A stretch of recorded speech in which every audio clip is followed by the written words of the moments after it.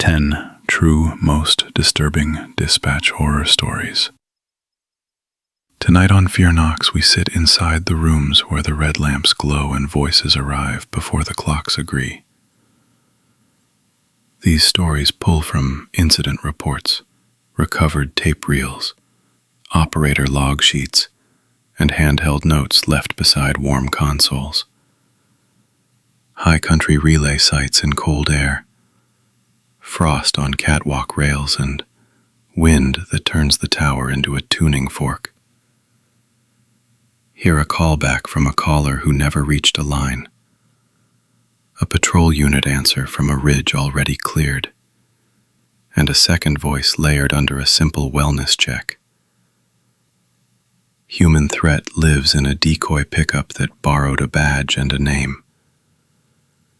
Natural hazard lives in ice glaze on stairs and a power sag that drops heaters at the summit. If you have worked a headset at night, this one is for you. These are real rooms and real logs, so listen close. Drop your own story below, we read them all. All right, let us get into it. My shifts as a night operator for regional dispatch ran from midnight to 8 in the morning.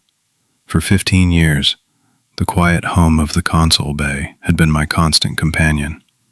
We handled everything from road assistance to wellness checks, routing calls through an automated interactive voice response, or IVR, system before they ever reached a human.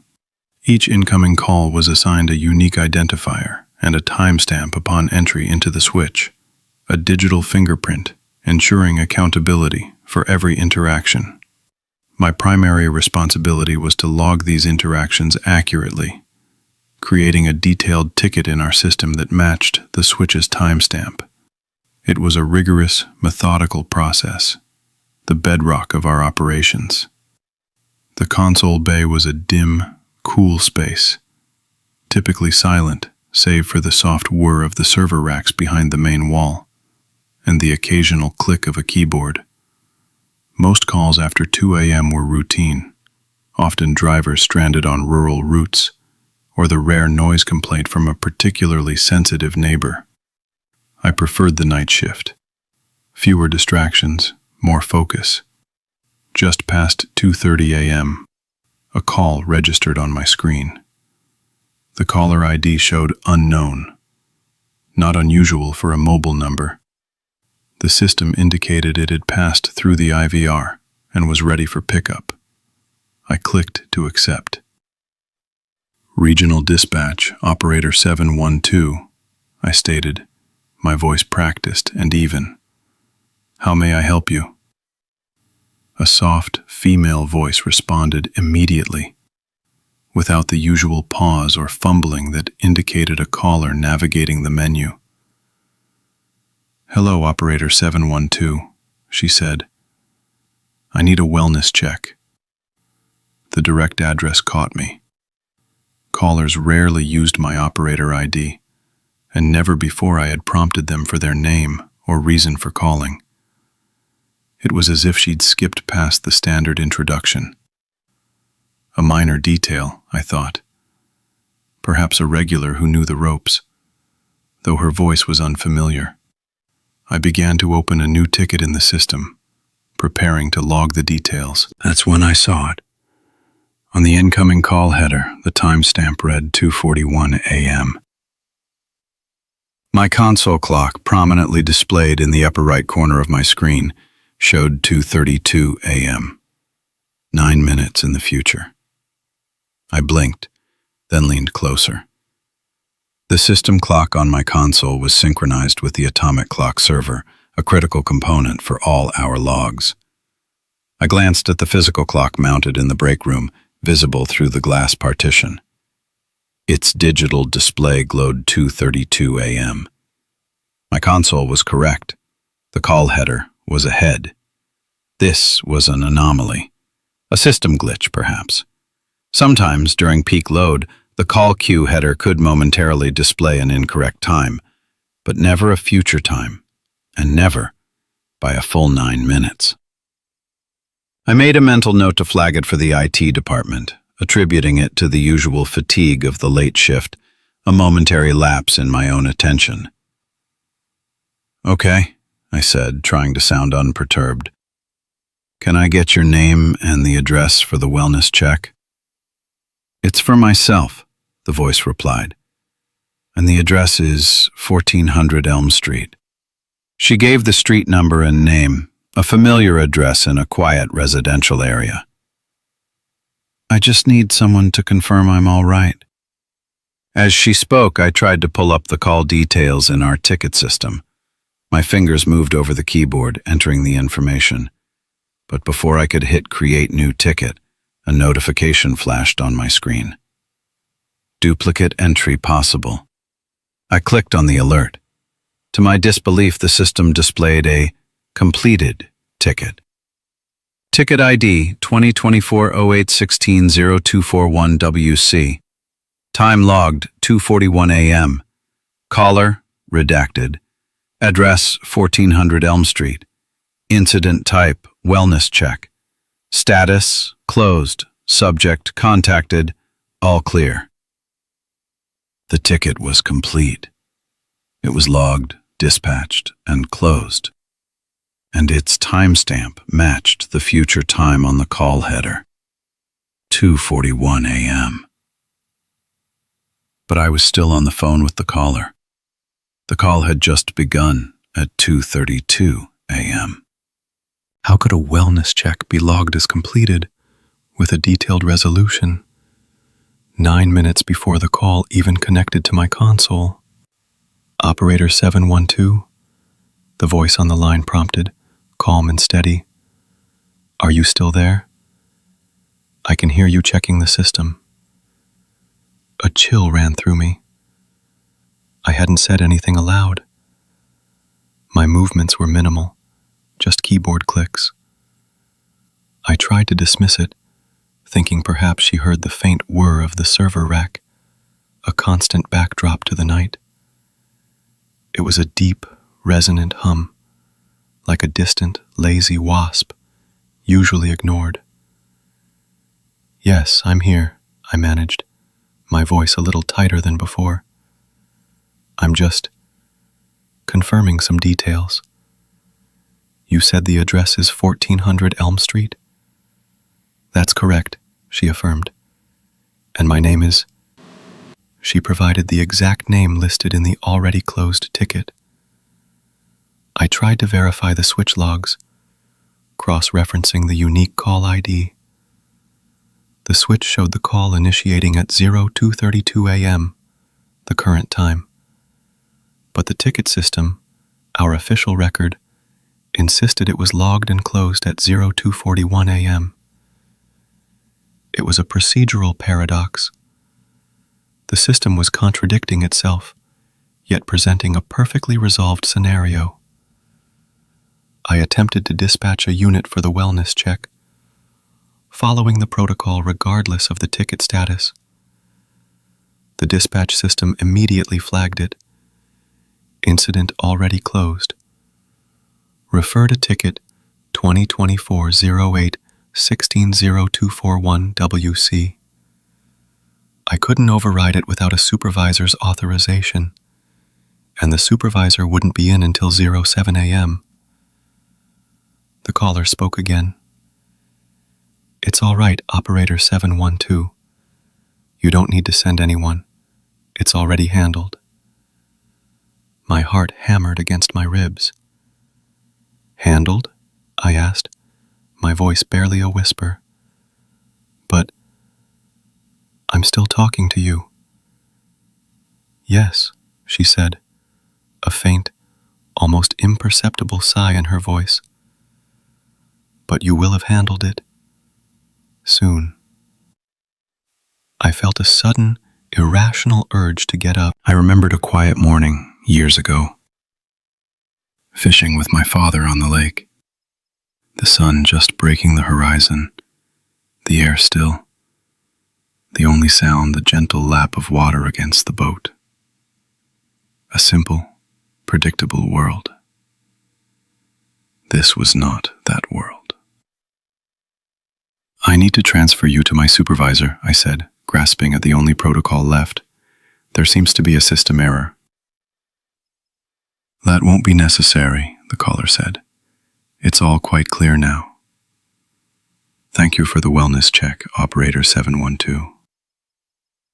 Before I could respond, the line went dead. The call disconnected. I stared at the screen, my fingers frozen over the keyboard. The incoming call banner vanished. The call log was now clear. I checked the ticket system again. Ticket ID 2024-0816 0241 WC. Status closed. Subject contacted. All clear. Then, with a subtle, almost imperceptible flicker, the digital clock in the upper right corner of my console screen jumped. 0232 a.m. became 0241 a.m.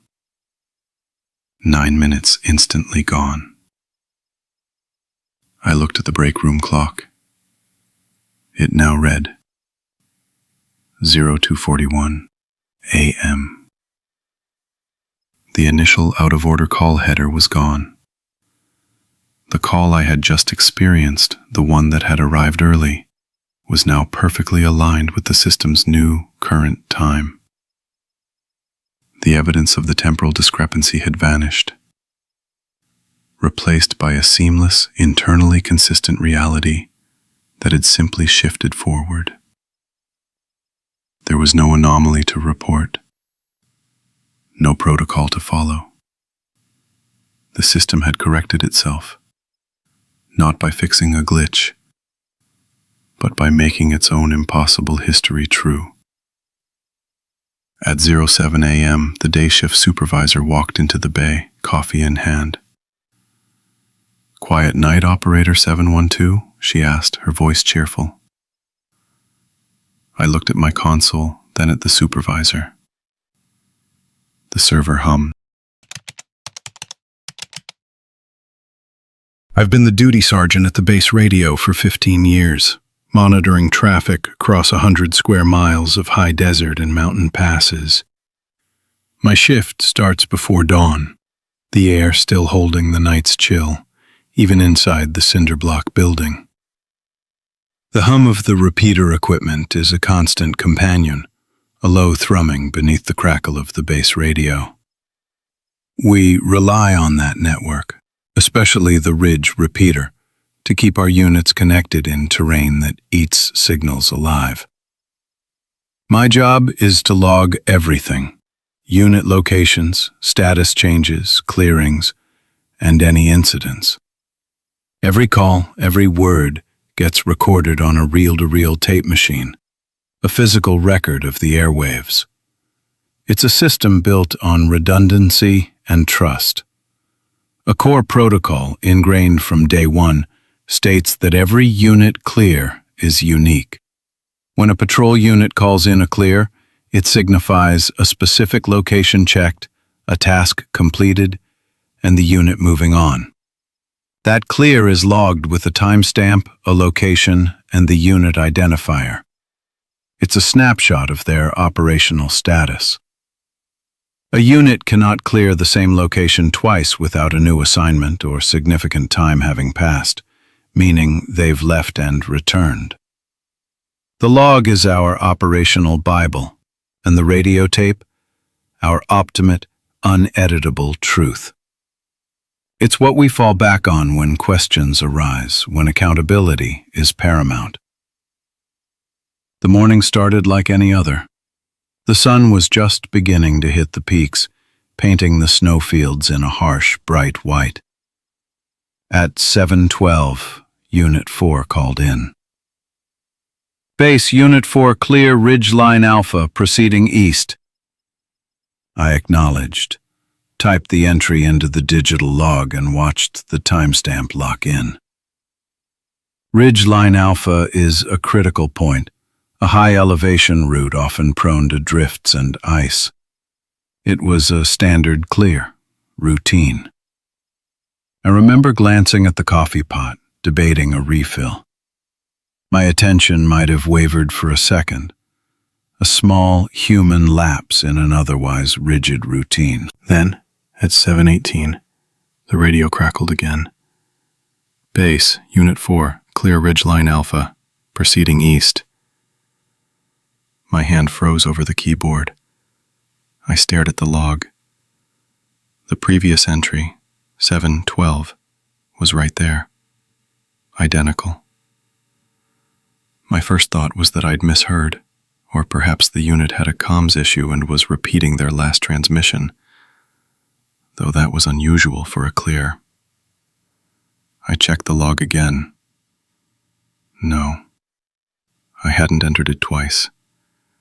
The first entry was distinct with its own timestamp. This was a new transmission. Unit 4, confirm last transmission, I keyed in, my voice level. A moment of static, then, Base, Unit 4, affirmative, we cleared ridgeline Alpha at 0712. We are now 5 miles east, approaching the switchbacks. Did you copy? Affirmative, Unit 4, copy you 5 miles east. Stand by. I pulled the tape from the reel-to-reel. The analog machine whirred as I rewound to just before 7:12, then played it back. The first clear, crisp and clear, exactly as logged. Then, a few minutes later, the second clear.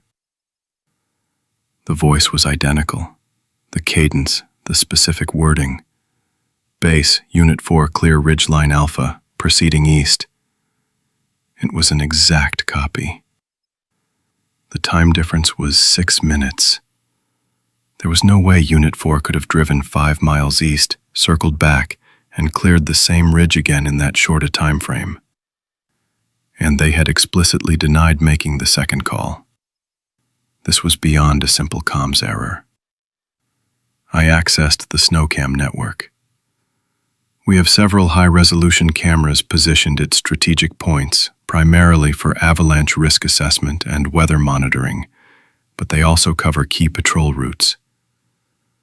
Ridgeline Alpha had a cam, perched high on a neighboring peak, offering a wide view of the entire ridge. I queued up the footage for that morning. The video played, a silent, stark landscape of white snow and dark rock. At 7:12, Unit 4's marked SUV appeared, driving slowly along the ridgeline, its tracks clear in the fresh powder. It passed the cam's field of view, then continued east, disappearing from sight. I watched the clock tick. 7:13, 7:14, 7:15. The ridge remained empty. No vehicle returned, no second pass. At 7:18, the time of the second radio clear, the ridge was utterly deserted. The only movement was the faint shimmer of heat haze rising from the snow as the sun climbed higher. The contradiction was stark. 2 radio transmissions, 1 physical event. I began to troubleshoot, though my usual protocols felt useless here. I checked the base radio's antenna, the power supply, the connections. Everything was nominal. I called the repeater tech. He confirmed the ridge repeater was functioning perfectly, signal strength strong, no reported anomalies. The faint smell of ozone from the old console, a familiar scent, did nothing to ground me. It was a comforting smell on a normal day, but now it felt like the system was working too hard, generating something it shouldn't. I remembered being a kid, hiking in a deep canyon, shouting just to hear my voice echo back. A simple, predictable delay. This was different. This wasn't a natural echo. This was a precise, digital replication. A ghost in the machine. The tech mentioned unusual atmospheric conditions, a strong temperature inversion reported higher up, which could affect radio waves. He talked about radio shadows, areas where signals can be trapped or reflected, creating dead zones. But could a shadow store a transmission and then replay it? The idea seemed absurd, yet the evidence was undeniable. The tape held two identical calls. The log recorded them. Unit 4 had made only one. I reviewed the snowcam footage again, frame by frame, looking for any anomaly. I even zoomed in on the track marks. Only one set. The vehicle had not returned. The system, which I had relied on for years as an objective truth, had somehow manufactured a duplicate event. An echo path return, the tech theorized.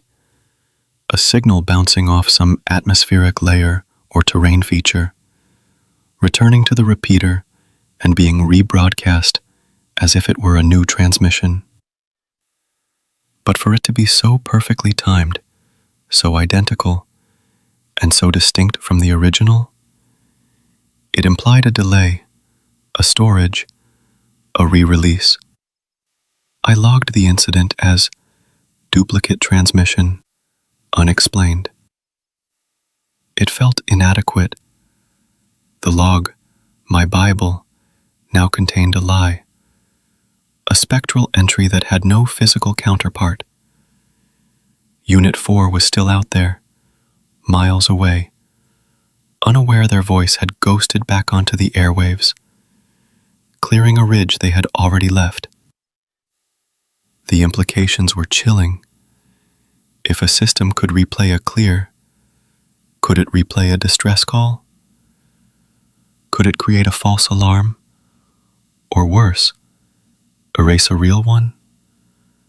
The ridge was silent now, bathed in the bright, indifferent sun. But the air, the very medium of our communication, felt tainted, capable of holding on to whispers, and then repeating them, unbidden, for reasons I couldn't comprehend. I looked at the tape, spinning slowly on the machine, holding its two identical truths, and felt a profound unease settle deep in my bones. I've been a gate supervisor for 15 years, mostly on the night shift. You learn to read vehicles, to read drivers, to read the rhythm of a facility. This current assignment is a large industrial complex, a sprawling campus of manufacturing and research buildings, tucked away in a valley where the fog rolls in thick from the river most mornings. My station is the main service gate, controlling access for all deliveries, contractors, and off-hours personnel. I've seen everything from oversized loads requiring special permits to late-night emergency repairs. My tools are standard: a two-way radio, a desktop terminal for the access control system, a bank of monitors displaying feeds from exterior cameras, and the physical clipboard stand with its stack of manifests and sign-in-out sheets. The air in the booth, even with the heater running, always carries a faint metallic tang from the nearby fabrication plant. The protocol for entry is straightforward, drilled into every supervisor. A vehicle approaches the gate, stops at the yellow line. The driver lowers their window. They state their purpose, their destination within the complex, and their company affiliation. For employees, it's usually just a badge number. For contractors or visitors, it's a pre-approved manifest number or a call to their point of contact. I verify the information against the digital system, cross-reference with any physical paperwork, and if everything aligns, the gate opens. It's a multi-layered check, designed to catch discrepancies. The badge system, in particular, is the backbone. Each number is unique, tied to a specific individual, their clearance level, and their scheduled shift. It's supposed to be foolproof. It was just past 0200 hours, a Tuesday morning. The temperature had dropped to a crisp 28 degrees, and a thin layer of frost was beginning to glaze the asphalt. Traffic had been light for the last hour. Just a couple of outbound security patrols and a lone maintenance truck heading deeper into the complex. I was nursing a lukewarm coffee, staring at the static-laced feed from Camera 3, which covered the far perimeter fence, when a set of headlights cut through the darkness. A late-model, dark-colored pickup truck, standard work vehicle, pulled up to the gate. I clicked the intercom. "Good morning. State your purpose." The driver, a man I couldn't quite make out in the dim cab light, leaned over. "Morning. Badge number 736 Alpha 9, heading to Section 4. His voice was low, a little rough but otherwise unremarkable. I typed the badge number into the access terminal. The system whirred, then displayed a red banner across the screen. Off shift, sick leave. My brow furrowed. That was unusual. Employees rarely attempted to use a badge when they knew they weren't scheduled. And if they were genuinely sick, they certainly wouldn't be trying to enter the facility. "Sir, the system indicates that badge number 736 Alpha 9 is currently on sick leave," I stated, my voice flat, professional. "Are you sure you have the correct number?" There was a beat of silence from the truck. Then the driver's voice, a touch more insistent this time. "Yeah, that's the one. Must be a system error. I'm cleared for Section 4, urgent repair." I toggled the intercom off for a moment. A system error was possible but rare. I pulled up the employee's profile for badge 736 Alpha 9. The name matched a worker in the metallurgy department, confirmed by HR to be out for the week with a severe flu.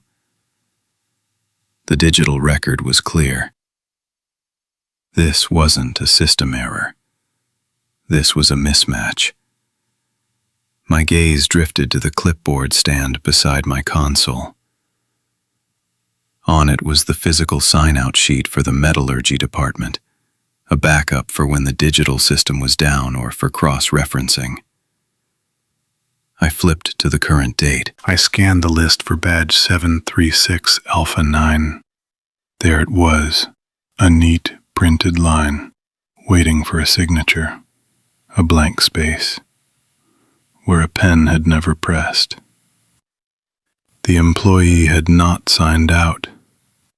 This meant they hadn't been on site at the end of their last shift, or they had left without following procedure. But HR confirmed sick leave. The blank space suggested the actual employee hadn't been here at all. The implications started to settle in.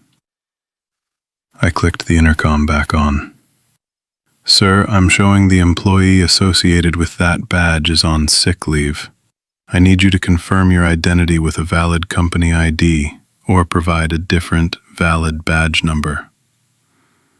The driver shifted in his seat. I could see him more clearly now, or at least his profile. He was wearing a dark baseball cap pulled low and a heavy work jacket. He didn't move to reach for an ID. "Look, I'm telling you, it's me. I got called in. Emergency." His voice had a harder edge now, a subtle shift that put me on alert. This was where I made a minor mistake. Instead of immediately hitting the internal alert button and locking the gate, I paused, trying to maintain the verbal de-escalation protocol. My training emphasized resolving issues at the lowest possible level. I wanted to give him one more chance to produce a real ID, to explain himself, to avoid a full-blown security incident over what might still be a misunderstanding. I'd seen enough tired night workers make simple errors. I briefly remembered a Saturday morning as a kid, the smell of pancakes and maple syrup, a stark contrast to the sterile, cold air of the gate booth. I understand, but I cannot grant access without proper verification, I reiterated, my hand hovering near the radio. I'm going to need you to pull forward slightly so the facial recognition camera can get a clearer image, or provide a physical ID. The truck's engine idled, a low rumble that vibrated through the booth's floor. The driver didn't move. He just stared straight ahead, through the windshield, past the gate, into the dark heart of the complex. The exterior cameras, specifically camera 1, which covered the approach lane, offered a decent view, but the angle in the cap still obscured much of his face. I could see the glow of the dashboard lights reflecting off his eyes, making them look like two pinpricks of light in the gloom. I keyed my radio. Central Security, Gate Alpha here. I have a vehicle at the service gate. Pickup truck. Attempting entry with a badge number flagged as off-shift sick leave. Driver is uncooperative. Requesting immediate assistance and verification for badge 736 Alpha 9. Copy, Gate Alpha. Stand by for verification. Do not grant access. Unit 2 is en route. The Central Security operator's voice was calm, professional. The moment I finished transmitting, the driver's demeanor changed. The low rumble of the engine deepened. He wasn't reaching for an ID. He wasn't arguing. He was calculating. I watched his eyes in the reflection, narrow and focused. He knew I had called for backup. He knew he was caught. He didn't try to force the gate. He didn't even put the truck in reverse. Instead, he simply put the vehicle into drive, and with a sudden, jarring acceleration, he swerved sharply to the right, off the paved approach lane, and onto the soft, frozen shoulder of the road. The truck bounced violently over the curb, kicking up chunks of frozen dirt and gravel. It fishtailed for a moment, then straightened out, roaring past the gate on the grassy embankment, circumventing the barrier entirely. Central Security, Gate Alpha. Vehicle has bypassed the gate, proceeding north on the perimeter road. I yelled into the radio, my voice tight. I hit the general alarm button, a blaring siren that echoed across the silent complex. The gate automatically locked down, but it was too late for this vehicle. On my monitor, I watched the pickup truck's taillights disappear into the darkness, a rapidly shrinking red glow on the camera 3 feed. Unit 2 arrived within minutes, lights flashing, but the truck was long gone, swallowed by the winding perimeter roads that eventually led to a less monitored section of the main highway. The investigation that followed turned up nothing concrete. The exterior camera footage was grainy, the driver's face obscured by the cap and the glare. The truck itself was a common model, no distinguishing features. The badge number, 736 Alpha 9, still belonged to the sick metallurgy worker, who was genuinely home, recovering. No one ever figured out how the imposter knew that specific badge number, or that the worker was out sick, or why they chose that particular time to attempt entry. The sign-out sheet remained blank for that badge number, a chilling testament to an absence that was both real and, in another sense, deeply violated. The threat had been human, intelligent, and utterly untraceable, and it had vanished into the night as quickly as it had appeared, leaving behind only the cold air, the blaring alarm, and the unnerving certainty that someone had borrowed a name, for reasons we still don't understand. As the communications lead for this regional dispatch center, I've logged over 2 decades in the field. My office overlooks the main floor, a quiet command post where the constant hum of servers and the low thrum of the HVAC unit are the only consistent sounds. My role involves maintaining the integrity of our communications infrastructure, from the antenna arrays on distant mountain peaks to the headsets worn by our dispatchers. I'm certified in network forensics, radio systems engineering, and have spent countless hours troubleshooting everything from static on a line to complete system failures across 3 states. I trust data, I trust protocols, and I trust the equipment I've personally calibrated. It was a Tuesday, late shift, around 2:30. The air conditioning was working overtime, making the room feel colder than the 68 degrees displayed on the wall thermostat. The faint scent of stale coffee and ozone from the equipment hung in the air. Dispatcher 1 was on duty, a solid professional with 7 years on the console. She was running through the routine overnight radio checks, a critical protocol to ensure all remote units could reach us in an emergency. Each check involved a brief transmission, followed by a wait for the unit's response, then a log entry. Standard procedure dictated that once her transmission was complete, she would mute her microphone while awaiting the reply, to prevent any background noise from bleeding onto the channel. I was reviewing some system logs on my monitor when I heard Dispatcher 1 key her mic. Unit 4 radio check, over. Her voice was clear, crisp. She then unkeyed, muting her microphone. A moment later, Unit 4 replied, Dispatch, loud and clear, over. It was during Unit 4's transmission, a low, almost subliminal layer beneath the ranger's voice, that I heard it. A faint, wet sound. Not words, but a distinct presence. It was gone before I could properly register it, an acoustic ghost. I leaned forward, my eyes still on my screen, but my attention now fully on the dispatcher's console.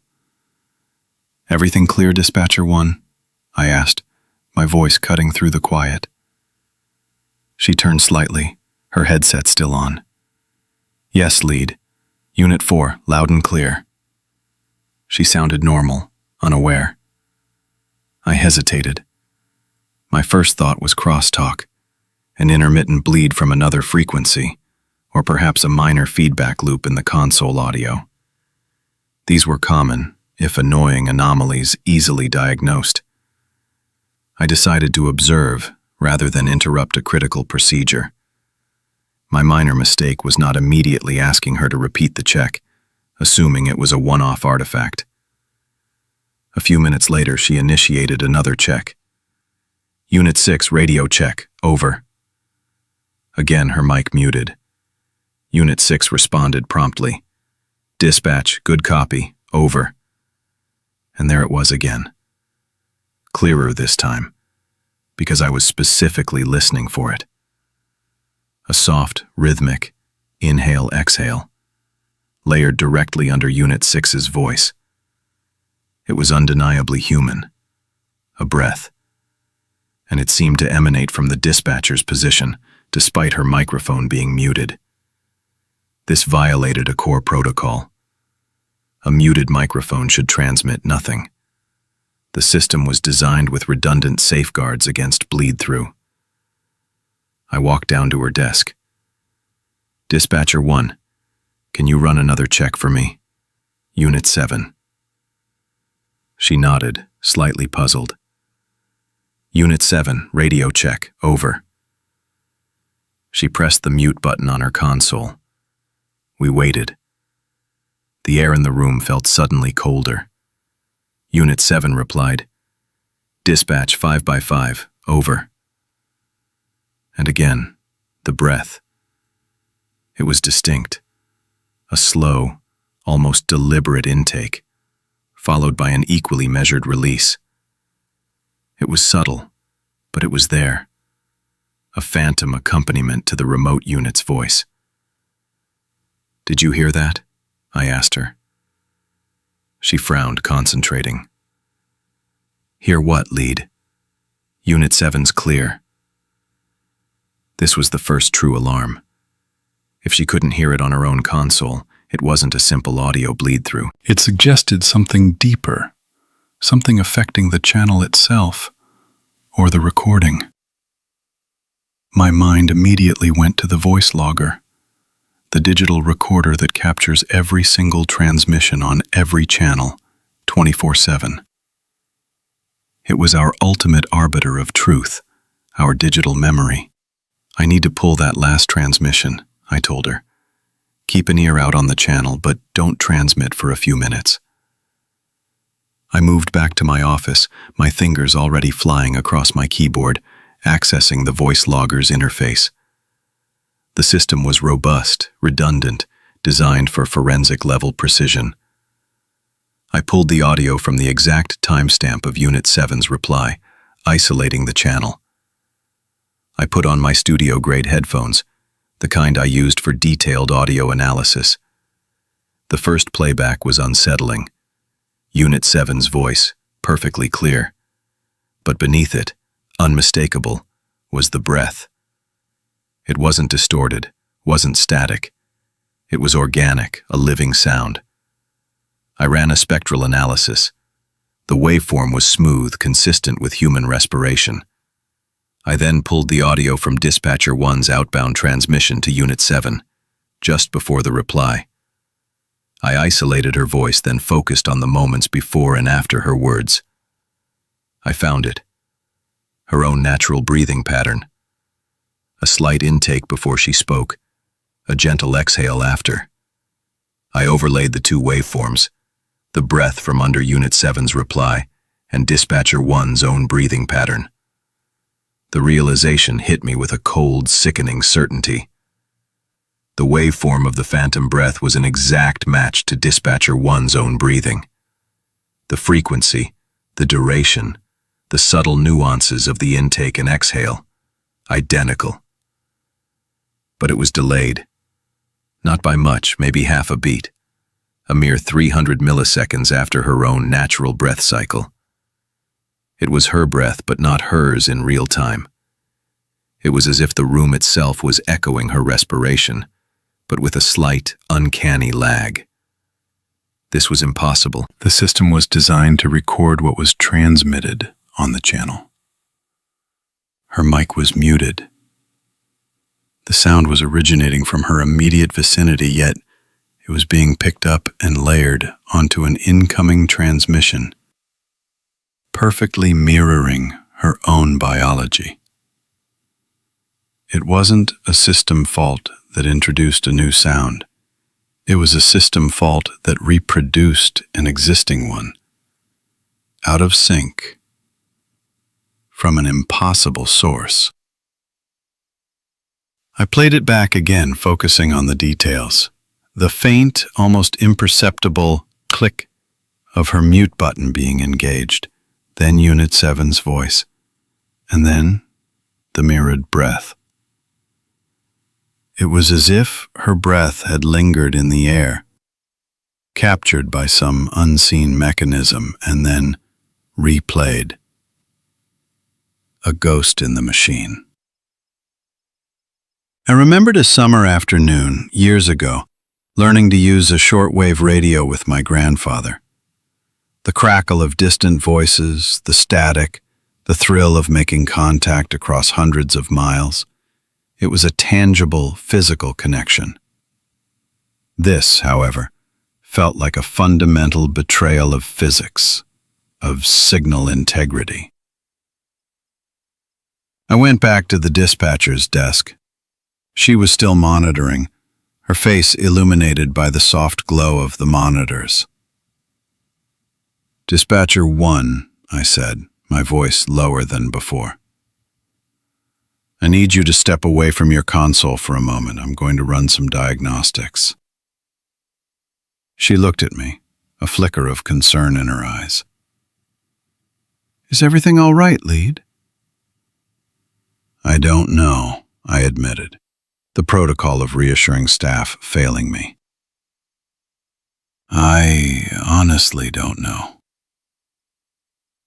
I powered down her console, then brought it back up, running full diagnostics.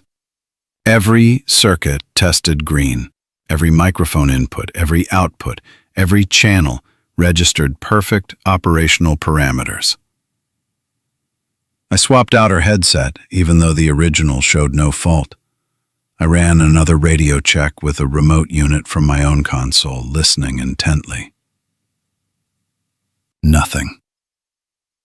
Only the clear voice of the unit.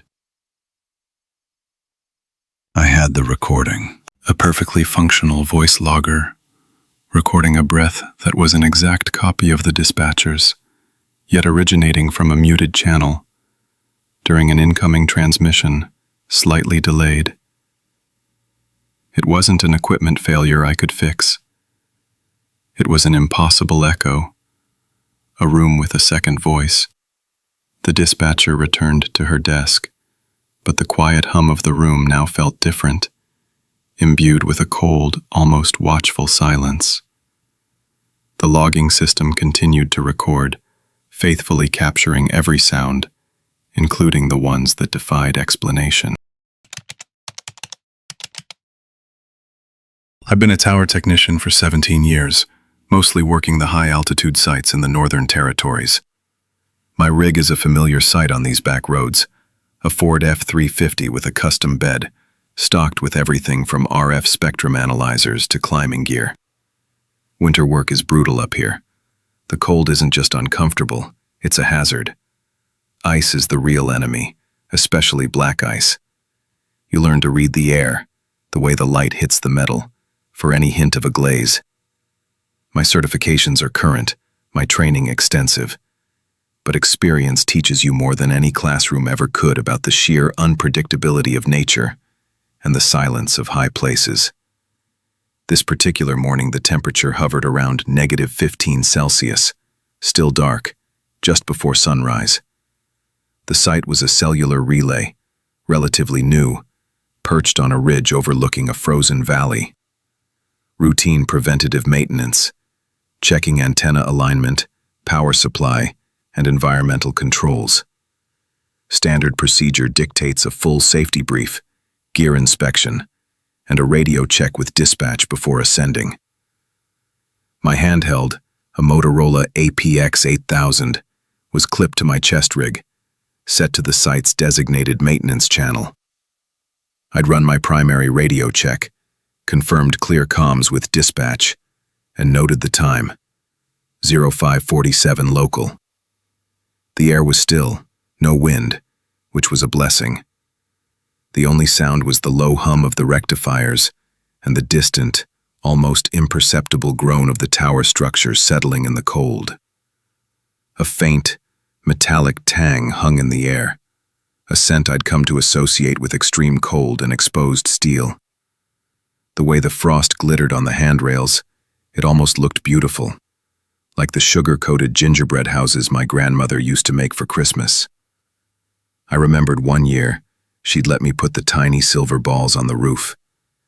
It felt a world away from the biting cold and the heavy gear I wore now. I started up the access stairs, a grated steel structure leading up about 20 feet to the main equipment platform, then another 40 to the catwalk.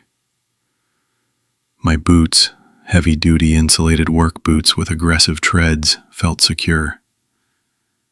I had my 3 points of contact: left hand on the rail, right hand on the rail, left foot on the step. But that's the thing about black ice. It's invisible. One moment, solid footing, the next, nothing. My right foot slipped out from under me. My left hand instinctively tightened on the rail, but my right arm flailed, and I slammed my knee hard against the edge of a step. The impact jarred my chest, and my handheld radio, secured but not invincible, bounced free of its clip. It clattered down 2 steps, landing on the graded platform below with a dull thud. I gritted my teeth, checking for injury. No breaks, just a nasty bruise already forming. I carefully descended to retrieve the radio. It looked intact. I picked it up, ran a quick function check. The display was dark, but the power button brought it to life. As the screen flickered on, a burst of static erupted from its speaker. Not just any static. A modulated carrier. A voice. Faint but clear. Saying something I couldn't quite make out. Followed by a distinct, "Roger that." The sound seemed to emanate from above me. From the catwalk level, where no one else was supposed to be. My radio, the one in my hand, was receiving this transmission. But the display showed no unit ID, no call sign. Just RX and a strong signal bar. My heart rate jumped. Standard procedure dictates that all radios on a site operate with unique unit IDs for accountability and safety. A carrier with no ID is an anomaly, a ghost on the airwaves, and the sound had come from the catwalk. I checked my own radio's settings. It was still on the site maintenance channel. I looked up at the catwalk, no movement, no other light sources. I called out, "Hello? Anyone up there?" Only the echo of my voice returned, swallowed by the cold air. I ascended the remaining steps to the platform, then the ladder to the catwalk. Every step was deliberate, my eyes scanning for any sign of another person, another radio. The catwalk was narrow, steel grating underfoot, with a waist-high rail. I walked its length, checking behind the antenna arrays, peering into the shadows where equipment cabinets were mounted. Nothing. No footprints in the thin layer of frost that coated the metal surfaces.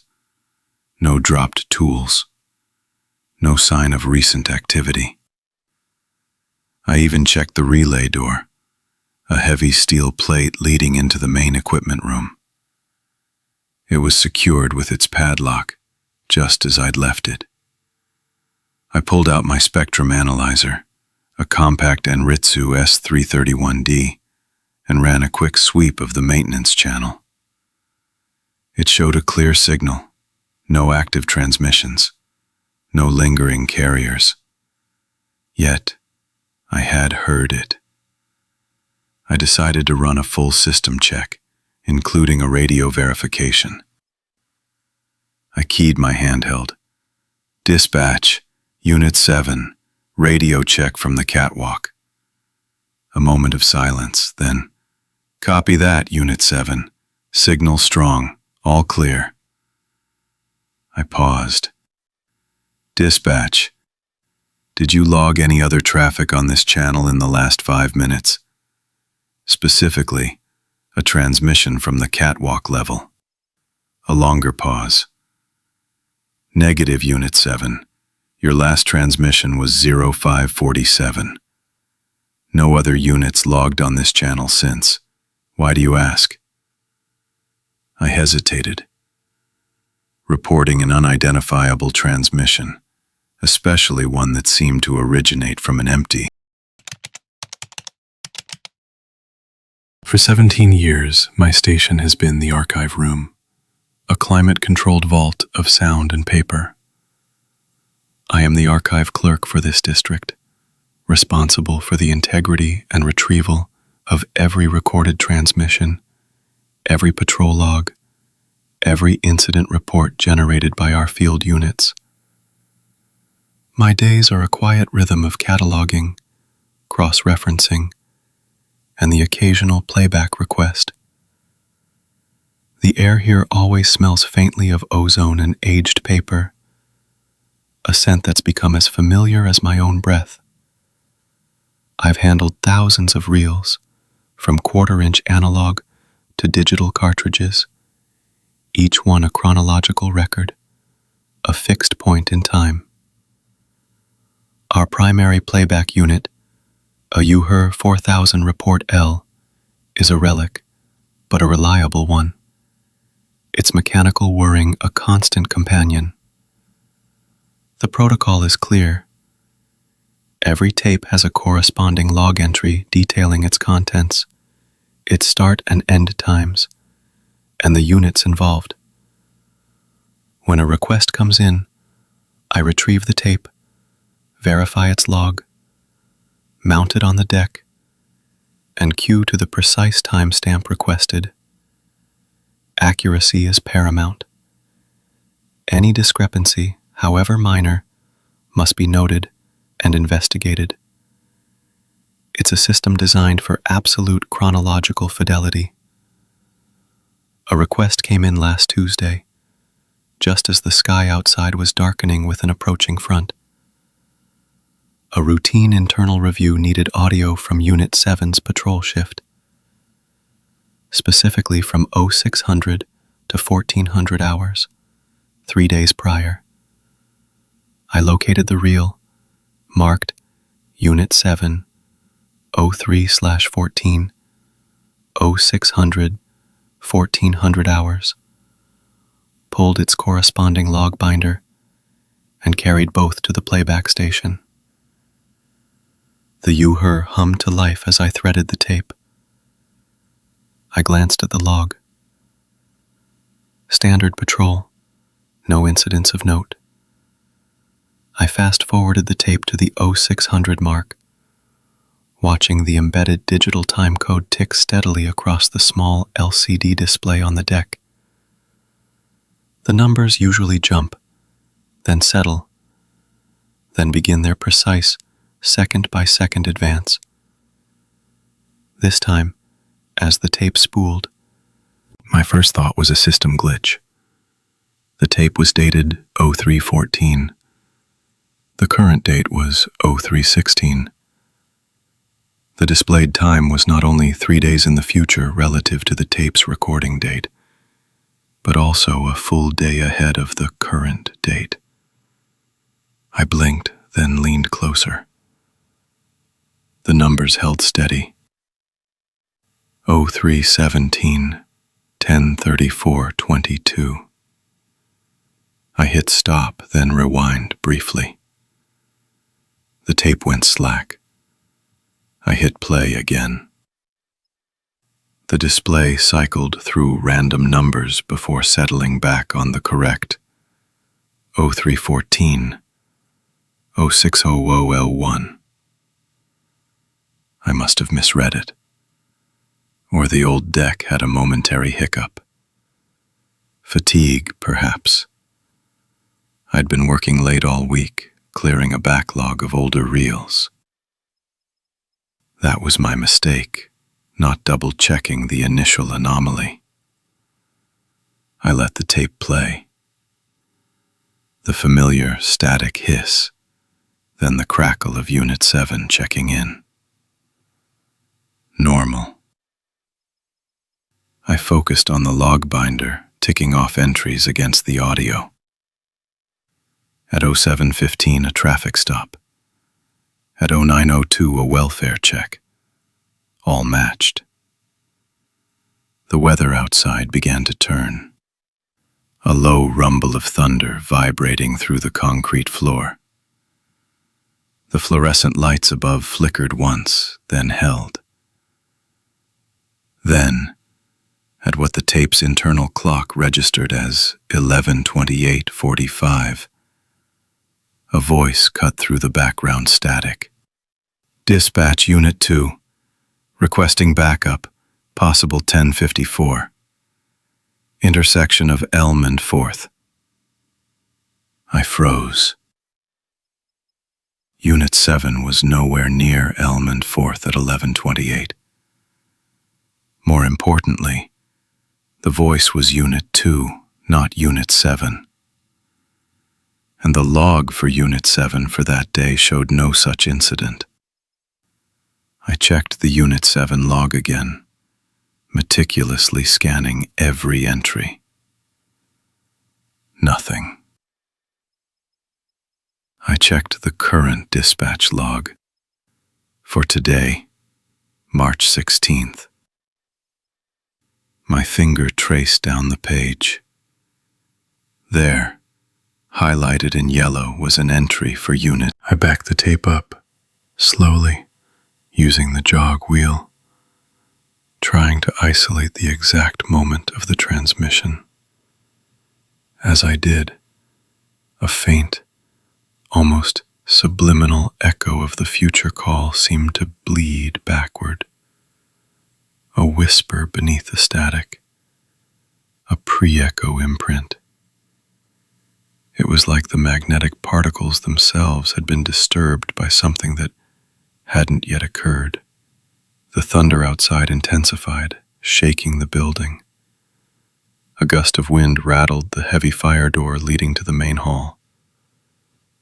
My gaze fell upon a small, faded graphite note taped to the side of the ewer deck. A relic from a previous clerk, perhaps even from the original installation. It simply read, "Do not rewind during weather." I had already rewound it. Twice. I tried to rationalize it. A cross-channel bleed? Impossible on an isolated archive tape. A misfiled tape. The label, the log, the initial playback of Unit 7's voice all confirmed it was the correct reel. I grabbed a fresh blank tape, intending to copy the anomalous segment, a standard procedure for documenting discrepancies. As I pressed record, the ewer deck emitted a high-pitched whine that was not part of its normal operational sounds. The time code on the new tape began to flicker wildly, displaying random dates and times, then settling on a date 2 weeks into the future. The copy attempt failed. The machine simply wouldn't record. I pulled out my personal cell phone, something I rarely do in the archive, and checked the time. 10:31 a.m. 3 minutes until Unit 2 was scheduled to report the 10:54. I wanted to call dispatch, to warn them, but what would I say? I heard your future radio call on a 3-day-old tape. It was absurd. It violated every principle of chronological order that my profession was built upon. The storm outside roared. Rain lashed against the high windows of the archive room, making a sound like gravel hitting glass. I thought of a summer storm years ago, when I was a kid, hiding under a blanket fort with a flashlight, the thunder just a distant rumble, a comforting sound. This was different. This thunder felt like it was inside the room, an angry, temporal percussion.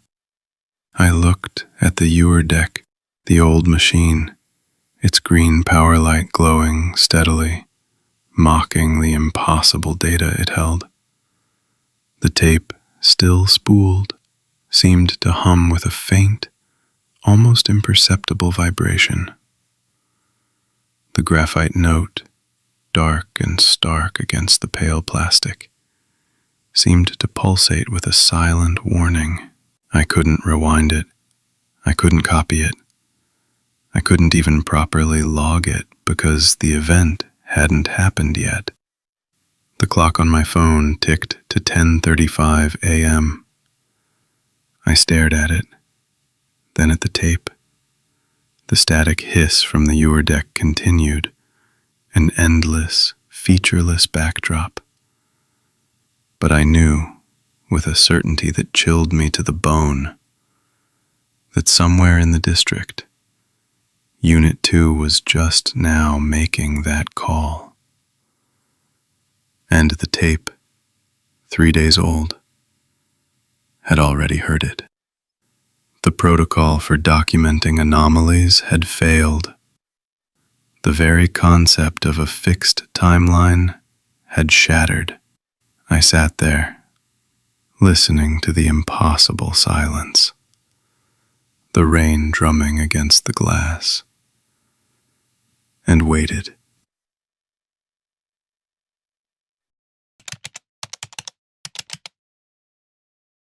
I've been a systems engineer for over 15 years, specializing in the broadcast and secure data infrastructure that powers regional communications. My work involves everything from fiber optics and satellite uplinks to the intricate network of patch panels and server racks that keep information flowing. Precision is paramount. Every signal has a source, every channel an assignment, and every circuit a definitive on or off state. That's the bedrock of the job. You learn to trust the indicators, the logic, the physical connections. When a switch is dark, a channel is dead, period. This incident occurred late one Tuesday night, well past midnight, during a routine system audit. The facility was quiet. The usual hum of cooling fans and power supplies a low, steady drone. Outside, a fine, cold drizzle had started, tapping faintly against the reinforced glass of the control room window. I was tasked with decommissioning a temporary data uplink that had been used for a remote agricultural sensor network. Standard procedure: log the shutdown, release the channel assignment, verify signal drop, then physically disconnect at the patch panel. It's a process I've executed hundreds of times. I moved to the main control desk, bringing up the channel status on the primary monitor. Channel 73 Delta, a dedicated feed. I initiated the release sequence. The system prompt flashed. Confirm channel release 73 Delta, Y, N. I typed Y. The screen cleared. The virtual switch for 73 Delta on my console went dark, its indicator light extinguishing. A clean shutdown, or so I thought. My next step, ingrained after years of experience, was to verify the signal drop at the meter bridge. This is the physical representation of all active channels. A bank of analog and digital meters showing signal presence and strength. I put on my monitoring headphones, patched to the main output bus. A release channel should register absolute silence. I scanned the meter bridge. Most channels were active, showing expected levels. But then I saw it. The meters for channel 73 Delta weren't at zero. They weren't peaking either, not like an active signal. Instead, the needles quivered just above the noise floor, holding steady at a low, persistent level. And through the headphones I heard it. A soft, almost imperceptible hiss. It wasn't static. It wasn't white noise. It was a carrier, faint but distinct, rising and falling with a subtle rhythm, like someone breathing softly into an open microphone from a great distance. I checked the control desk again. The virtual switch was definitely dark. The system logs confirmed the channel release, time-stamped to the second. There was no logical reason for any activity on 73 Delta.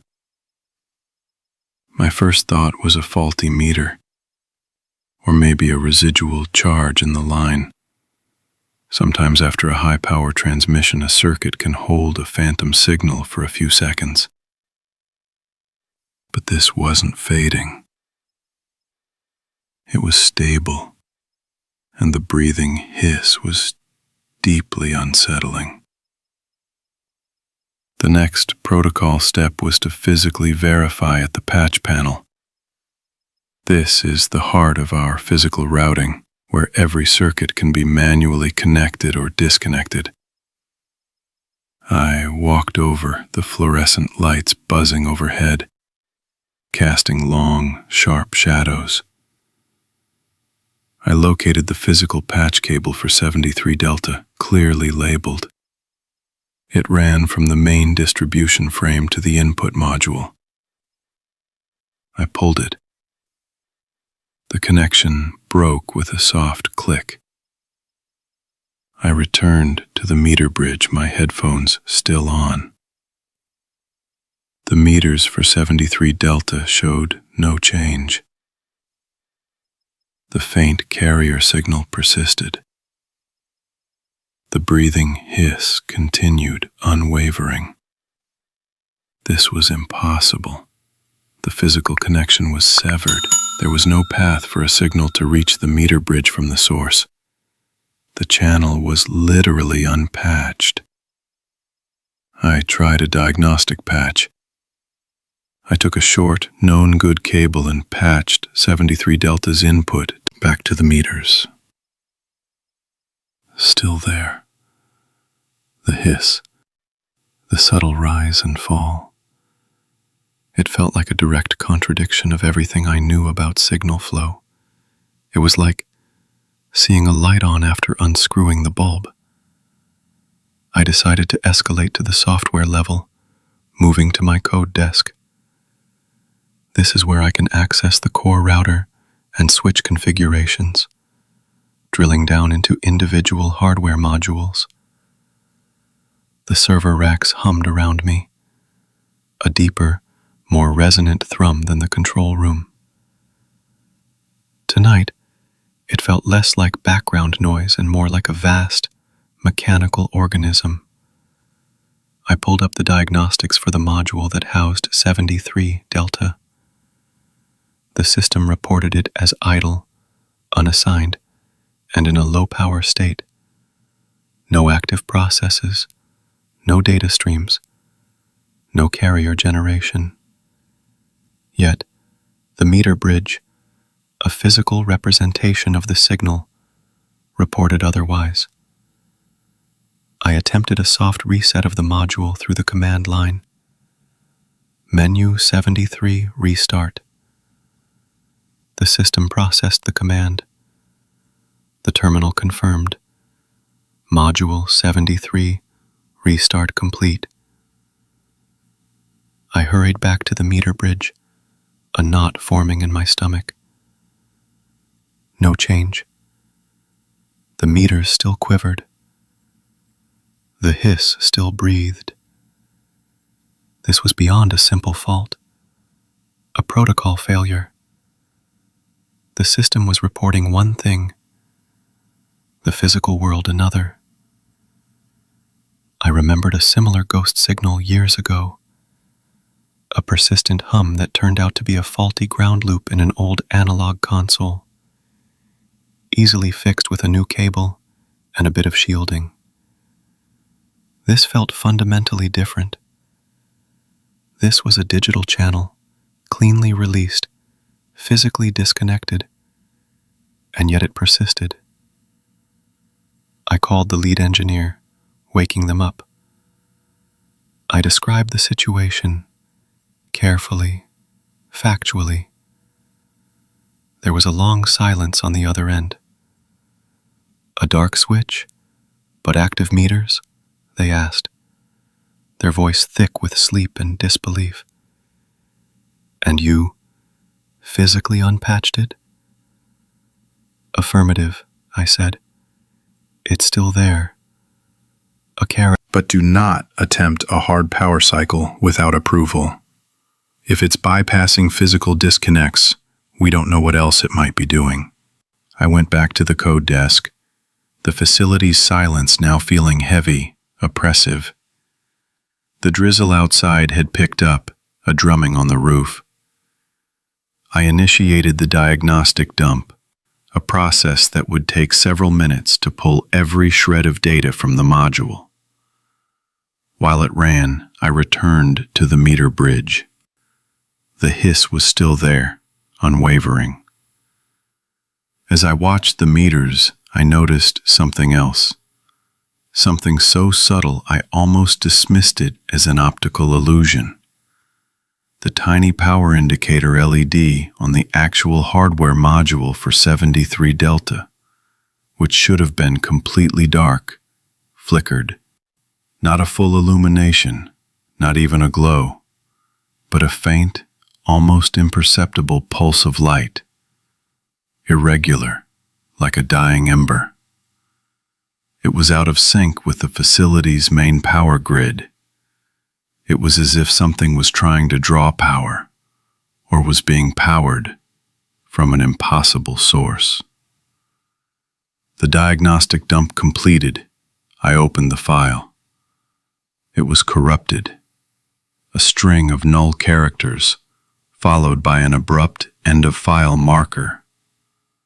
No data, nothing. The system had reported the dump as successful, yet the output was garbage. I tried again. Same result. The channel remained open. The meters held steady, displaying a signal that by all engineering principles should not exist. The switch sat dark, a silent contradiction. We couldn't explain it. We couldn't kill it. The lead engineer eventually authorized isolating the physical output of the module to a shielded, terminated circuit, effectively burying the signal within the rack to be monitored remotely. It was an abandonment of the core protocol of elimination, a surrender to an anomaly. I left the facility as dawn broke, the sky a flat, bruised gray. The hiss, that soft, breathing carrier, lingered in my mind. A dark switch, a live meter, a channel that it defied every rule, every log, every physical intervention. It simply was. I've been a senior dispatcher for going on 15 years, working the high country of the Sierra Nevada. The air here is thin and crisp, and the territory we cover is vast. Hundreds of square miles of granite peaks, dense pine forest, and deep river canyons. Our operations center is a windowless bunker, cool and insulated, designed to withstand anything short of a direct hit. My primary tool, and the one I trust most, is the main map board.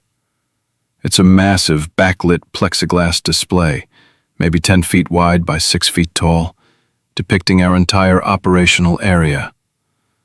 Embedded within the plexiglass are hundreds of individual lamps, each corresponding to a specific sector, trail, or landmark.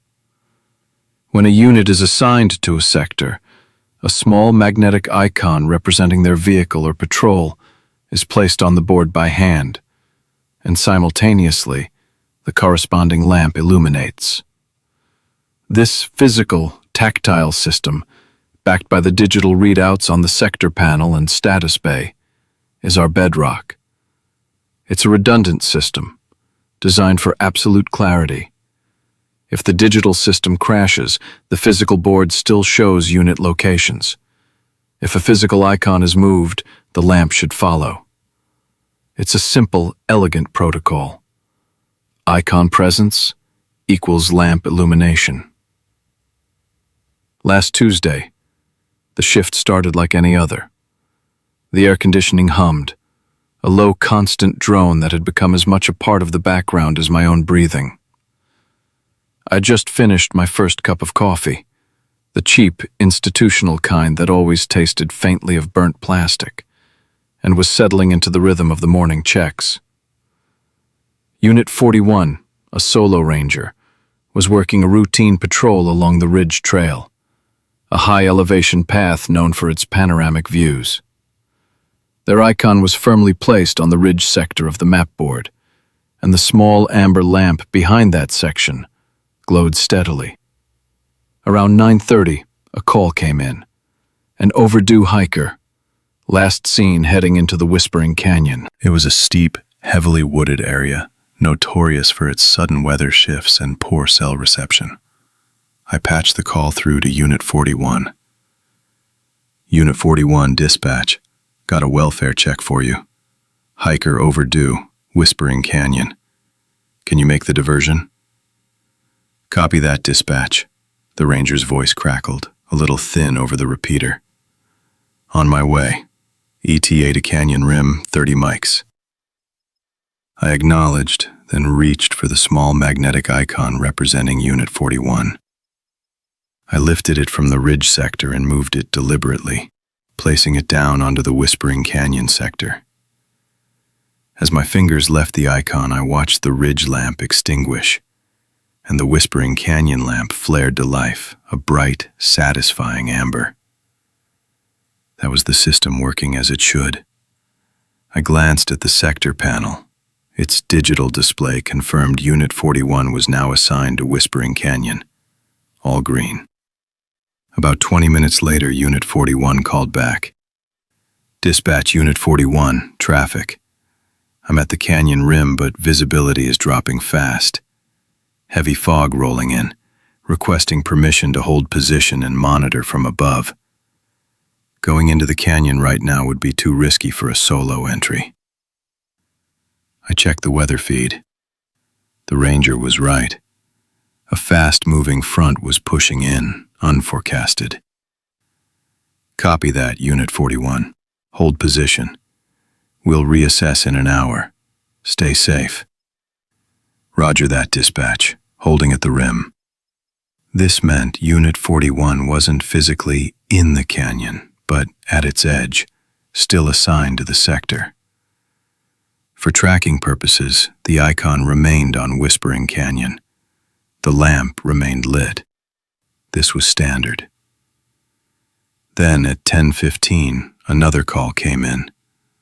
A separate incident, a rock slide blocking the main access road near the Timberline Pass, several miles north of Whispering Canyon. This was a higher priority. Unit 41 was the closest, most available resource. Unit 41, dispatch. New priority. Rock slide, Timberline Pass. Can you break from the canyon and divert? We'll send Unit 22 to the canyon when they clear their current task. Copy, dispatch. Diverting to Timberline. ETA 45 mics. Understood, Unit 41. Proceed with caution. I reached for the Unit 41 icon again. My fingers closed around the cool plastic. I lifted it from the Whispering Canyon sector and moved it, sliding it across the plexiglass to the Timberline Pass sector. I pressed it down firmly. The Timberline Pass lamp instantly illuminated, a bright amber. But the Whispering Canyon lamp didn't extinguish. It remained lit. A persistent, unwavering amber glow, like a thumb pressed from behind the glass. My first thought was a short circuit. It happened sometimes with the older boards. A lamp would stick, needing a firm tap or a system reset.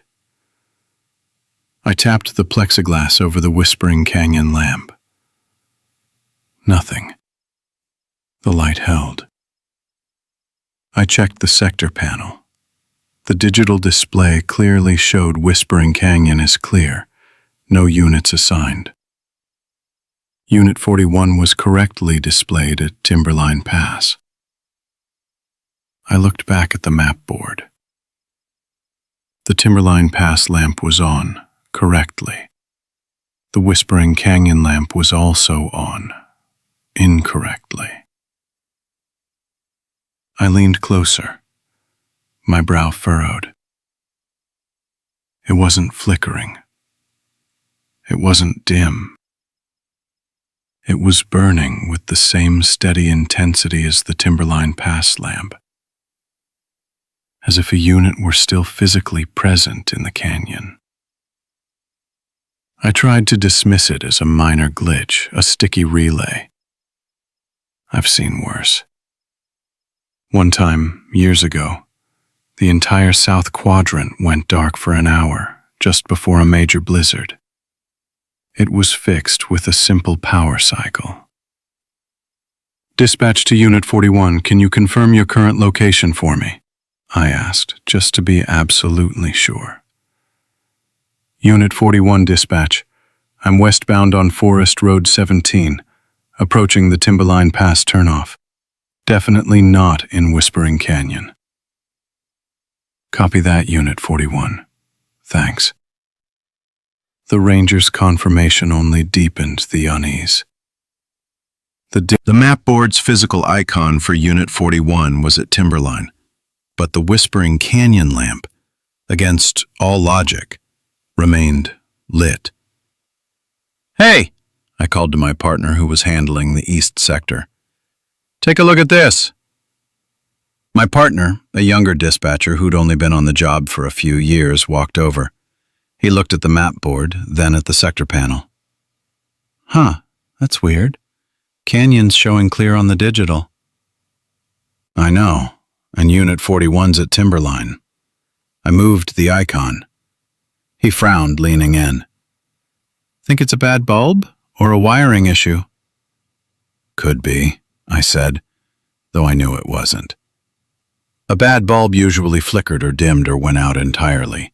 This was a full, steady burn. "I'm going to try a sector reset."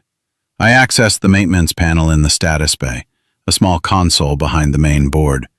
I navigated the menu, found the Whispering Canyon sector, and initiated a lamp reset.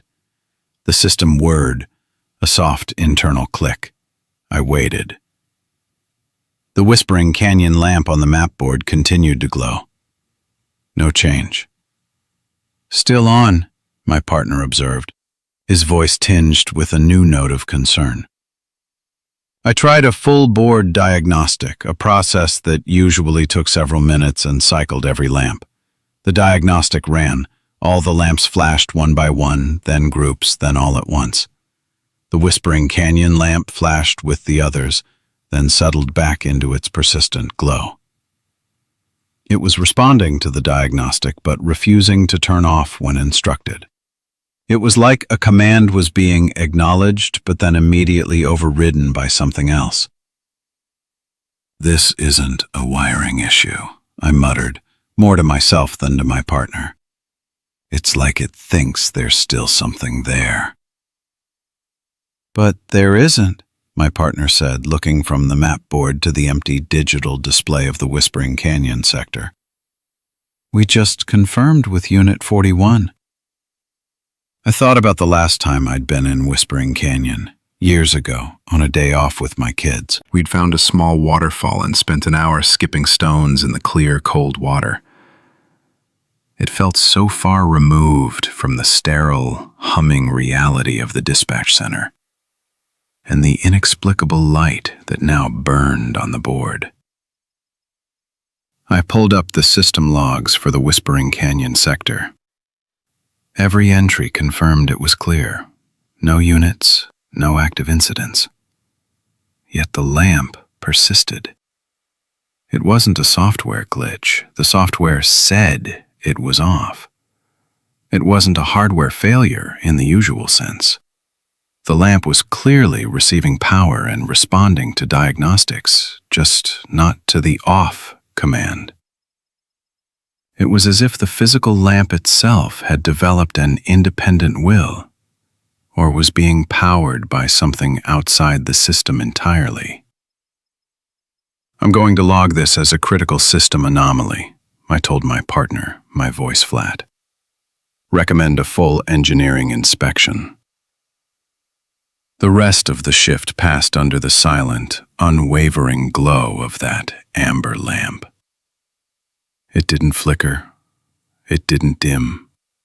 It just burned, a constant, impossible presence on the map board. When the evening shift supervisor arrived for handover, I walked them through the situation. I've been a relay maintainer for 15 years, mostly working the high-altitude sites in the western ranges. Up here, the air is thin. The silence is absolute. And the equipment is built to withstand hell. You learn to trust your gear, your logs, and the cold, hard logic of electrical engineering. We maintain the backbone of communication for emergency services, weather tracking, and air traffic control across hundreds of square miles. It's a solitary job, often thankless, but critical. My certifications cover everything from high voltage distribution to RF signal integrity. I know these sites like the back of my hand. Every hum, every flicker, every expected silence. Last Tuesday, just before 0400 hours, the routine remote check-in sequence began. My shift had started at midnight, and the coffee was just beginning to cut through the residual fatigue. I sat at the console, running diagnostics on the network, pinging each site in the rotation. Summit Site 7 was next. It's a notoriously difficult site, perched at 12,000 feet, powered by a backup generator that's prone to cold start issues. The telemetry had been showing a critical power sag for the past 24 hours, indicating the generator had failed to kick on after a grid fluctuation. Site 7 should have been dead in the water, running on residual capacitor charge at best. Certainly not enough to transmit a full acknowledgement. I sent the standard test ping. Site 7 states rigged. The system waited. I expected a timeout, maybe a no radio error. Instead, the console blinked green. Site 7 ACK. I froze, my finger hovering over the keyboard. ACK. A positive acknowledgement from a site that, according to its own power logs, had been operating below critical voltage for a full day. My first thought was a data corruption error, a phantom packet. It happens. I've seen worse. I dismissed it as a glitch in the matrix, a momentary hiccup in the network daemon. I'd had a similar phantom ACK from a low-priority weather sensor last year, which turned out to be a software bug that was patched out. I pulled up the detailed power logs for Site 7. The data was unequivocal. The main grid connection had dropped at 0358 the previous morning. The generator had attempted to start, failed, and the battery bank had drained to 18% capacity over the next 2 hours before flatlining. The last recorded voltage was 6.2 V DC.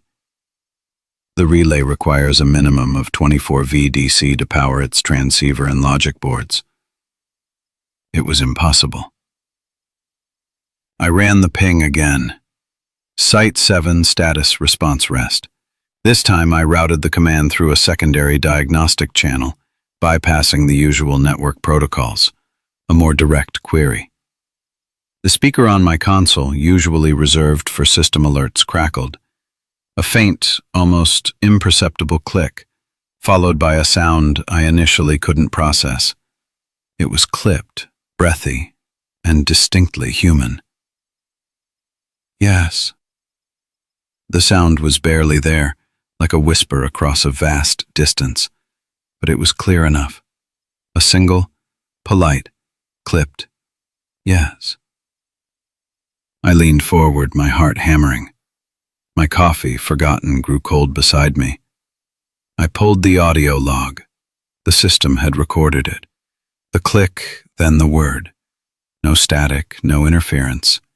Just that impossible response. "Dispatch," I said into my headset, my voice tighter than I intended.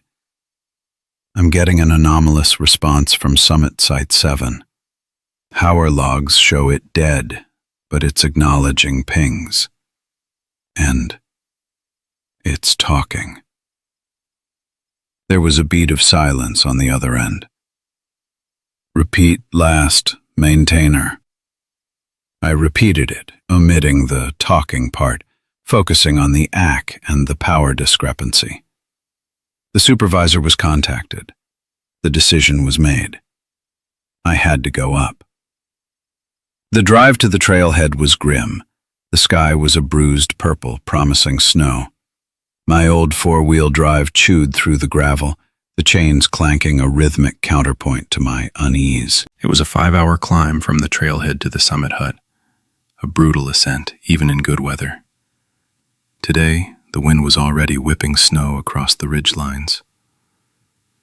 I packed my diagnostic kit, a satellite phone, and extra rations. The air grew colder with every 1,000 feet of elevation. I remember a summer climb to a different site years ago, where the only challenge was a stubborn wasp nest in the junction box. I had whistled a tune the whole way down, thinking about the barbecue waiting at home. That memory felt impossibly distant now. By the time I reached the summit hut, the wind was a banshee, tearing at my parka. The temperature gauge on the outside wall read -15 degrees Fahrenheit. My hands were numb, even in insulated gloves, as I fumbled with the padlock. Inside, the hut was a frozen tomb, the air still, smelling faintly of old pine sap from the timber, a scent that always seemed out of place at this altitude.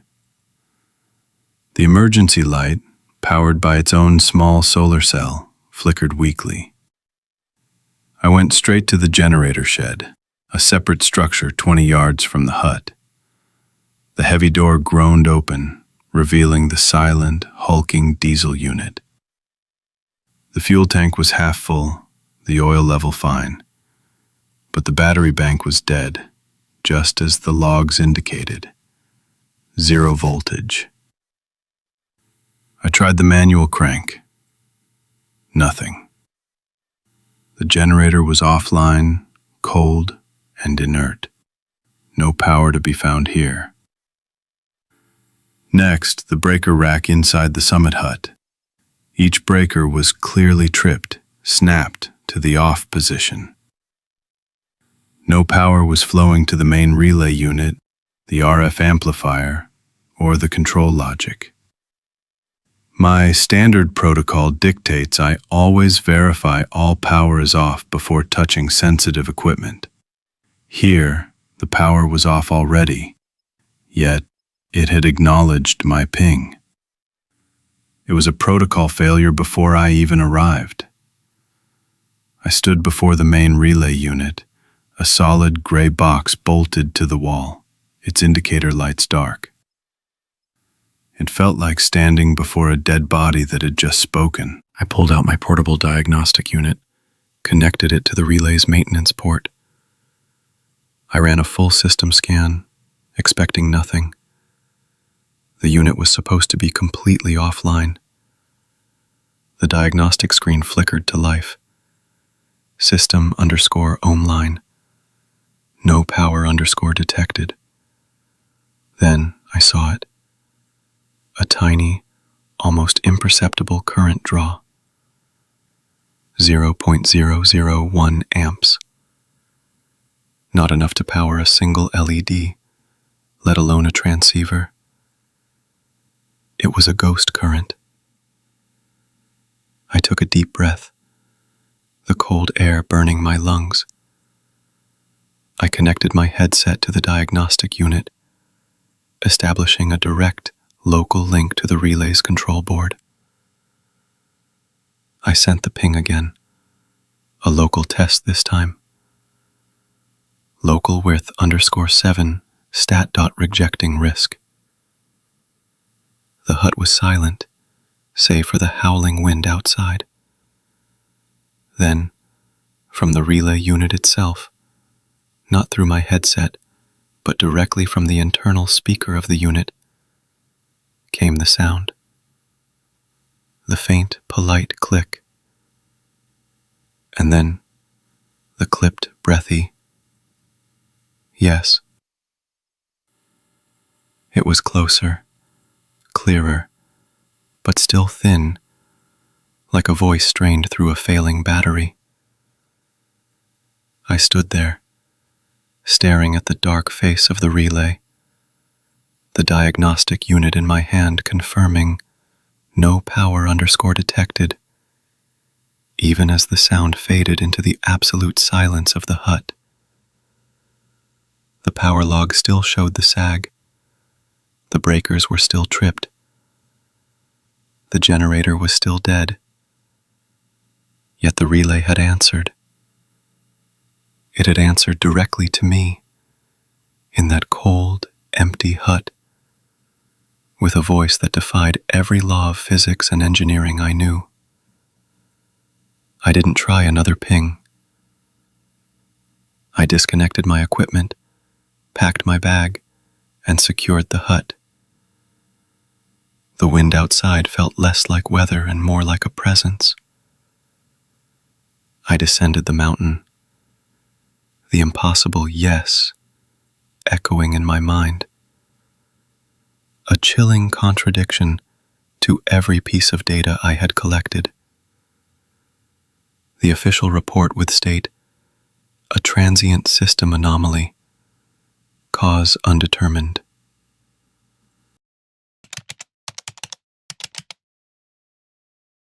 For the past 17 years, my shifts have revolved around the predictable rhythms of this facility. I work building watch, primarily nights, ensuring all access points remain secure, systems are operational, and the extensive grounds are undisturbed. It's a job that demands vigilance, but often delivers monotony. My territory covers 3 main structures, a network of underground tunnels, and a perimeter fence stretching almost 2 miles. I know every creak of these old pipes, every draft through these windows, and certainly every protocol for every door. One such protocol concerns the roof access hatch on the main research building. It's a heavy, steel-plated door, located at the top of the service stairwell, leading to the equipment deck. Due to the sensitive nature of some rooftop instruments and the inherent safety risks, access is strictly controlled. A sturdy metal clipboard, bolted to the wall on the final stair landing, holds the log sheet. Any authorized personnel, maintenance, specialized researchers, or myself for inspections, must sign out, note their purpose, and timestamp their entry and exit. The pen, a standard ballpoint, is tethered to the clipboard by a steel cable. It's a simple system, but effective. The night of the incident, a wind squall had blown in from the north. Gusts were hitting 80 miles an hour, rattling the old sash windows in the lower administration offices and making the entire structure hum like a giant tuning fork. Snow, fine as dust, was being driven horizontally, coating everything in a shimmering white film. My rounds had been extended by the weather. I'd had to resecure a few exterior panels that the wind was trying to rip free. I was tired, nearing the end of my 12-hour shift, and my thoughts were already drifting to the quiet of my apartment. Around 0317, according to my handheld, I reached the top of the service stairwell for my routine roof access check. The air on the landing was noticeably colder, despite the door being closed. I expected to find the clipboard blank, as no one had reported roof work since the previous afternoon. But as my flashlight beam cut through the dim emergency lighting, it landed on a fresh entry. A signature, bold and flowing, occupied the name column. Below it, in the purpose field, someone had written roof access. The timeout box showed 0311. My first thought was that a colleague from the day shift had forgotten to sign in properly, or perhaps a late-night maintenance crew had come and gone without reporting it to central monitoring. But then I noticed the pen. It was resting in its holder, capped. Securely capped. No one had used it. I leaned closer, my breath fogging in the cold air. The signature itself was distinctive, a kind of elegant script I didn't recognize from any of the usual personnel. It wasn't sloppy, not the hurried scrawl of someone rushing in from the cold. It was deliberate. And then I saw the snow dust. Fine particles, driven through some minute crevice in the doorframe, had settled on the clipboard. A perfect, delicate curve of white dust lay directly across the fresh black ink of the signature, completely undisturbed. It meant the ink had been laid down before the snow settled. And it had settled minutes ago, given the ongoing squall. My mind started cycling through possibilities, dismissing each one as quickly as it formed. A prank? Unlikely, given the professionalism of the crew and the severity of the weather. A pressure anomaly from the wind? That didn't account for the deliberate script. I pulled out my radio. Central monitoring, this is building watch. I'm at the roof access, main building. I have an anomaly on the log sheet. My voice, usually calm and even, had a slight edge. Go ahead, building watch. Pen is capped. Snow dust is over the ink line. There was a pause. Repeat that last part, building watch. I repeated it, emphasizing the snow dust. The supervisor's response was immediate. Do not touch the clipboard. Do not touch the door. Take a high-resolution photo of the entry. I'm dispatching Unit 2 to your location. Secure the area. This was a violation of core protocol. The log existed to track human activity.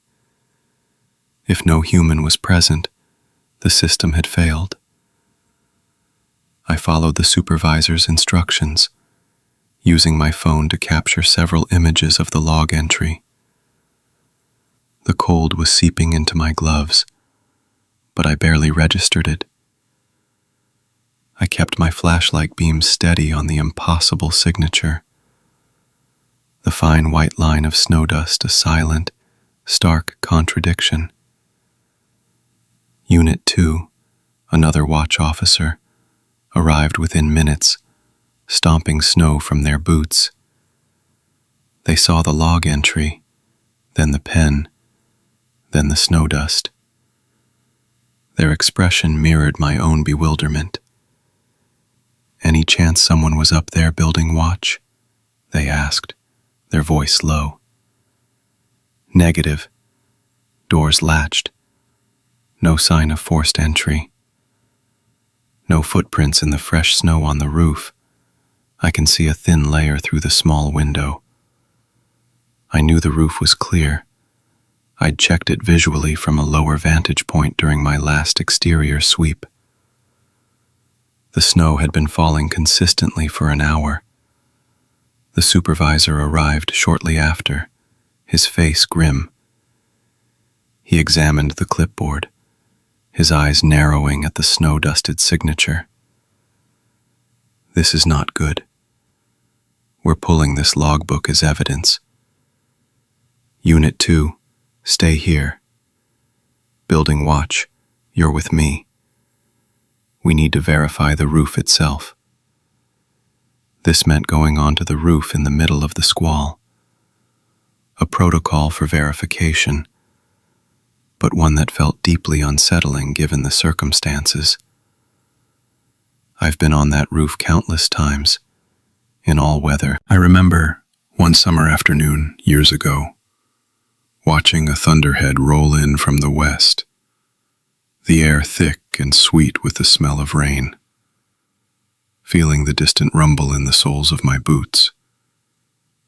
It was a simple, grounding memory, a stark contrast to the biting cold and the impossible signature now. We used the emergency key to unlatch the heavy door. The wind howled instantly, a deafening roar that tried to rip the door from our grasp. Snow exploded inward.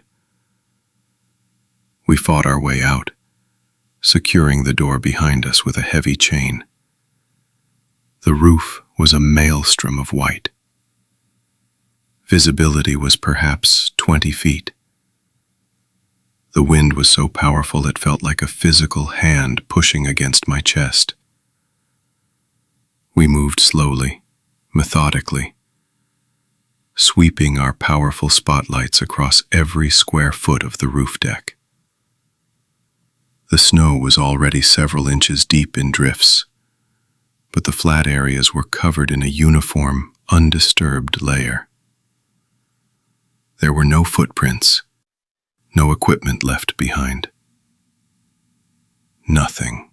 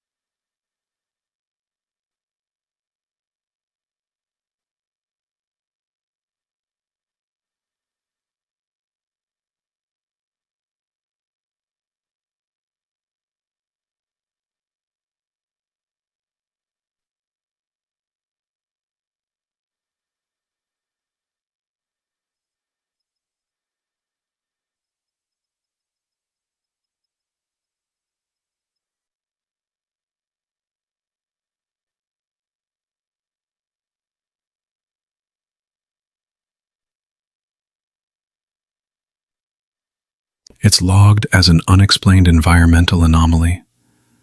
The official line is that extreme wind conditions, combined with static electricity, may have caused the pen to mark the paper.